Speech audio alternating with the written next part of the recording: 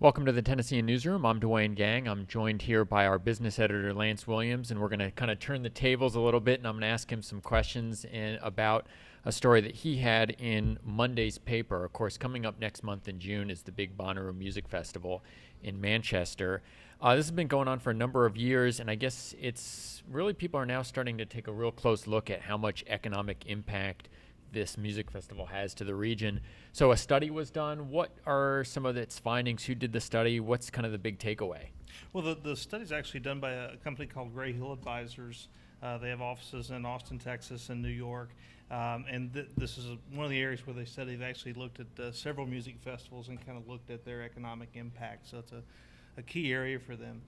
With Bonnaroo, what they found is that basically there's an overall impact of about $51 million, just off that one, not only that one weekend, but also sort of the setup and the breakdown. They have, workers that are there for about 2 months before the June event, and then for about a month after. So it spans all the way through with those workers, but then also just the spending, the $36 million in direct spending that happens in Tennessee. So where's the money being spent? I'm assuming food, hotels, gas. Where's that money going? Well, it's interesting.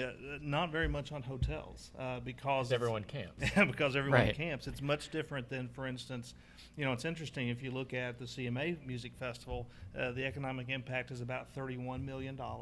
And it's interesting because a lot of that money goes toward hotels. So really, it's the inverse with Bonnaroo. Most of the money is going to be spent on gasoline and on restaurants and also groceries that they bring on site as well.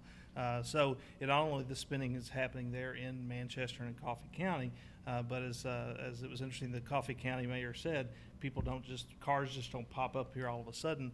They've got to buy gasoline all the way along the way. Yeah, depending on where they fly in, they got to get there somehow. Well, and it's a little bit different too than CMA. Most of the folks are driving into Bonnaroo, and so they're coming in from.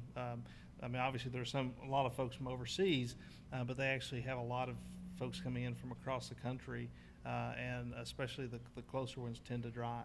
Well, I remember when Bonnaroo first kicked off, there was quite the traffic jam on 24 trying to get there.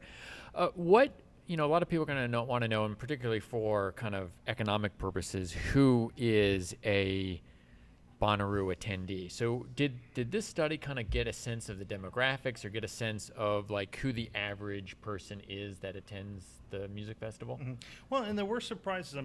Obviously there's a lot of emphasis on it being a youth-oriented event, but it really does sort of run the gamut. That of the folks that are beyond college years, 40% of attendees are ages 25 to 34, and an additional 8% are over the age of 35. So there you have, 48%, nearly half, that are over the age of 25, which is pretty interesting. And nearly 1 in 4 attendees earns over $75,000 a year. So it's not just broke college kids, going down for a weekend party. It's a mix. So obviously with this amount of economic impact, this music festival, and not just here in Bonnaroo, but the music festivals across the country, it's becoming big business. Is there any talk of expanding to more than just the one June Bonnaroo festival at that farm in Manchester?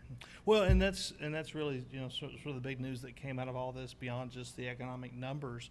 It's that the folks that run the festival actually purchased the farm about 5 or 6 years ago and have steadily been building up the infrastructure, building up the site so that they could handle maybe some other types of events. And one of the things that we heard from organizers is that they are actively reaching out to folks, anything from a bluegrass festival to a gospel music festival, all the way to biker rallies that could all enjoy that kind of camping type environment. Now the one downside to that is they don't have a lot of hotels nearby, so it really would have to be an event that attracts that kind of folks that don't mind spending the weekend in an RV or at a campsite. But really, yeah, they're hoping to look at anything from May through October to really bring in potentially 3 or 4 more events that would continue generating more and more economic impact. So we're just, of course, a few weeks away from it. June 13th through 16th is this year's Bonnaroo Music Festival.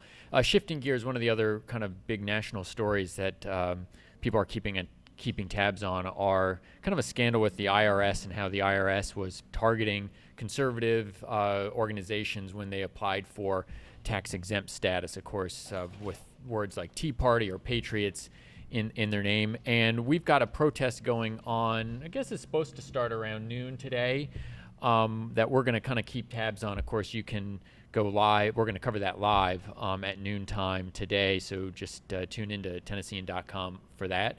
Lance, appreciate taking some time to talk with us about how big business Bonnaroo is for the region.